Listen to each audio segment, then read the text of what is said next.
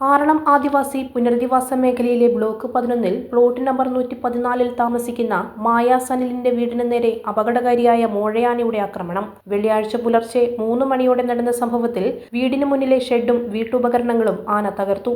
ആനയെ കണ്ട് ഓടി രക്ഷപ്പെടുന്നതിനിടെ സനിലിന്റെ അമ്മമ്മയ്ക്ക് വീണ് മുട്ടിന് പരിക്കേറ്റു. സംഭവ സമയത്ത് സനിലിന്റെ അമ്മമ്മ ബാത്റൂമിൽ നിന്ന് വീട്ടിനകത്തേക്ക് മടങ്ങി വരുന്നതിനിടയിലാണ് സമീപ വഴിയിൽ നിന്നിരുന്ന മോഴയാന വീടിന് നേരെ പാഞ്ഞെടുത്തത്. ഈ സമയം സനിലും സഹോദരനും വീടിന് പുറത്തുള്ള തിണ്ണയിൽ ഉറങ്ങുകയായിരുന്നു. സമീപത്ത് മായയും അമ്മമ്മയ്ക്കൊപ്പം പുറത്തുണ്ടായിരുന്നു. ആനയുടെ ശബ്ദം കേട്ട് 4 പേരും വീടിനുള്ളിലേക്ക് ഓടിക്കയറുകയും ഇതിനിടയിൽ മുറ്റത്തുണ്ടായിരുന്ന സൈക്കിൾ ഉൾപ്പെടെ ആന ചവിട്ടി നശിപ്പിക്കുകയും ചെയ്തു. വാതിൽ പോലും ഘടിപ്പിക്കാത്ത അടച്ചുറപ്പില്ലാത്ത വീട്ടിലായിരുന്നിട്ടും 7-അംഗ കുടുംബം അത്ഭുതകരമായാണ് രക്ഷപ്പെട്ടത്. വീടിന് മുന്നിൽ മഴ നനയാതിരിക്കാൻ കെട്ടിയിരുന്ന പ്ലാസ്റ്റിക് ഷെഡും ആന തകർത്തു. വീടിന് ഘടിപ്പിക്കാൻ വാങ്ങിവെച്ചിരുന്ന പുതിയ വാതിൽ, കസേര, ബക്കറ്റ് എന്നിവയും ആന ചവിട്ടി നശിപ്പിച്ചു. രാവിലെ 3 മണി സമയത്താണ് ആന വന്നത്. അത് പ്രതീക്ഷിക്കുന്ന സമയത്ത് ആന പെട്ടെന്ന് എത്തിപ്പെട്ടപ്പോൾ നമുക്കൊന്നും ചെയ്യാൻ പറ്റാത്ത അവസ്ഥയായിരുന്നു. അപ്പോൾ ആന തിണ്ണെ കയറി ആന മൊത്തം തപ്പി സാധനം മൊത്തം വലിച്ചു ചാടിയിട്ട് പൊട്ടിക്കുകയൊക്കെ ചെയ്തു. നമ്മൾ ഏതെങ്കിലും ഓടി അകത്തേക്ക് കയറി ചെയ്ത് ബാത്റൂമിൽ പോകാൻ വേണ്ടിയിട്ട് അമ്മയമ്മ പുറത്തിറങ്ങിയതാണ്. ബാത്റൂമിൽ പോയി കഴിഞ്ഞപ്പോൾ അമ്മായിയമ്മ അകത്തേക്ക് കയറിയാലും ആന ഇങ്ങ് അടുത്തെത്തി. പെട്ടെന്നുള്ള ഇതായിരുന്നു. കുറച്ച് മുമ്പേ ഒരു ആർടി ഗ്രൂപ്പിൽ മെസ്സേജൊക്കെ ഇട്ടായിരുന്നു, ആന അങ്ങനെ കൈതക്കൊല്ലി ഭാഗത്തുണ്ട് എന്നൊക്കെ പറഞ്ഞിട്ട്. പക്ഷേ ആന എത്ര പെട്ടെന്ന് ഇവിടെ 11-ാം ബ്ലോക്കിലേക്ക് എത്തുമെന്നുള്ളത് നമ്മൾ പ്രതീക്ഷിച്ചിരുന്നില്ല. അത്ര സ്പീഡായിരുന്നു ആനയ്ക്ക്. പിന്നെ ഏറ്റവും കൂടുതലെന്ന് വെച്ച് കഴിഞ്ഞാൽ ഈ ആനനെ എന്തായാലും ഈ ജനവാസ കേന്ദ്രത്തിൽ നിന്ന് അകറ്റാനുള്ള സംവിധാനം എന്തെങ്കിലും സർക്കാർ ഭാഗത്ത് നിന്നുണ്ടാകണം. അല്ലാതെ കണ്ട് ഇങ്ങനെ ഓരോ വട്ടം ഇങ്ങനെ ആനനെ ഓടിക്കുന്നു പറഞ്ഞിട്ട് കാര്യമില്ല. ശാശ്വതമായ പരിഹാരത്തിലേക്ക് എത്തുക. ആനമതിലിൻ്റെ പണി വേഗത്തിൽ വെക്കാൻ പറ്റുന്നത് വേഗത്തിൽ സംവിധാനം ചെയ്യുക. പിന്നെ ആന ഈ ജനവാസ കേന്ദ്രത്തിൽ തന്നെ കാട് പായക്കാതെ കിടക്കുന്ന കുറേ ഏരിയ ഉണ്ട്, ഇങ്ങനെ താമസമില്ലാത്ത ഏരിയ. ആ സ്ഥലത്തെല്ലാം കാടുകൾ കയറി ഇങ്ങനെ കിടക്കലാണ്.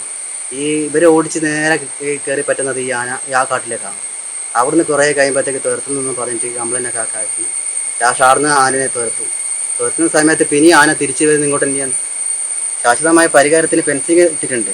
ഈ ഫെൻസിങ്ങിന് അത്യാവശ്യമുള്ള വോൾട്ടേജ് ചില സമയത്ത് കുറവ് വരുന്നുണ്ട്. അതിങ്ങനെ കാട് പായക്കത്തിൻ്റെ പേരിലാണ് ഈ വോൾട്ടേജ് കുറഞ്ഞു വരുന്നത്.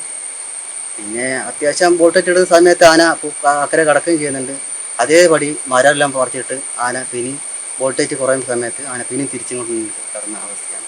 ഒന്നാമത്തെ ഈ ആറളം ഫാമിന് തെളിച്ചു വിട്ട ആന മൊത്തം ജനവാസ കേന്ദ്രത്തിലുള്ളത്.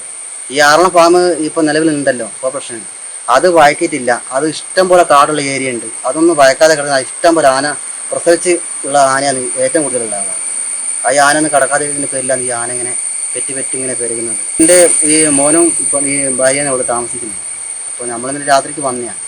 അങ്ങനെ അമ്മയ്ക്ക് സുഖമില്ലാത്തത് കൊണ്ട് അമ്മ അകത്ത് കിടക്കുന്നുണ്ടായിരുന്നു. നമ്മൾ തിണ്ണ നിൽക്കുന്നുണ്ടായിരുന്നു. ആ സമയത്ത് ഈ ആനൻ്റെ വരവ് ഒരിക്കലും പ്രതീക്ഷിക്കുന്നില്ല. ഈ പെട്ടെന്ന് ഇങ്ങനെ ആന വരും എന്നുള്ളതൊരു പ്രതീക്ഷയില്ലല്ലോ. പക്ഷേ ഈ ജനവാസ കേന്ദ്രത്തിൽ ആന എന്തായാലും തെളിക്കാതൊരു രക്ഷയില്ല.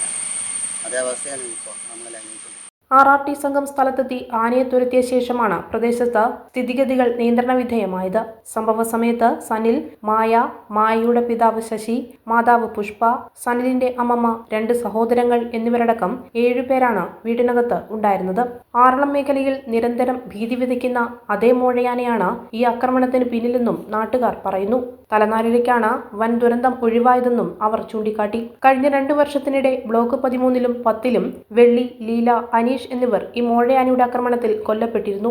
അപകടകാരിയായ ആനയെ പിടികൂടണമെന്ന ആവശ്യം ശക്തമായിരിക്കെയാണ് കോടതിയുടെ നിർദ്ദേശപ്രകാരം ആനയെ നിരീക്ഷിക്കുന്ന നടപടികൾ തുടരുന്നതും. എന്നിട്ടും കൃഷിനാശവും ജനവാസ മേഖലകളിലെ ആക്രമണവും തുടരുകയാണെന്നും നാട്ടുകാർ ആരോപിക്കുന്നു.